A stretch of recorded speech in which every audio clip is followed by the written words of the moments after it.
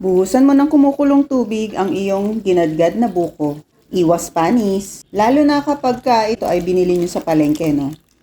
Halu-haluin, strain natin. Ilagay sa kawali, jelly or gulaman, sago, nata de coco, pati na yung sabaw, all-purpose cream, 2 piraso.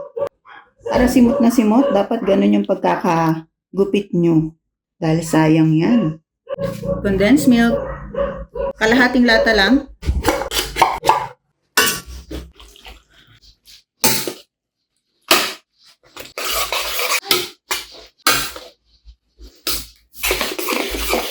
Gadgara natin ng cheese. So tamis kayo nang bahala mag-adjust. Hinabangan ko talaga to ng kaunti dahil ayaw na ng mga oldies namin dito na matamis.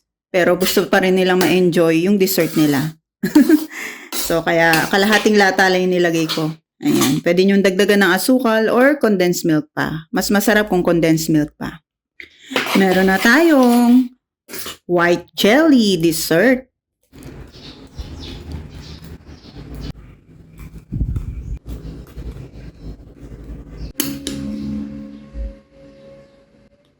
So creamy.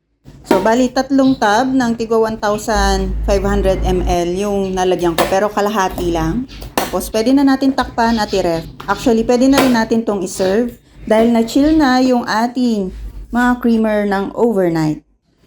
Tara, tikman na natin.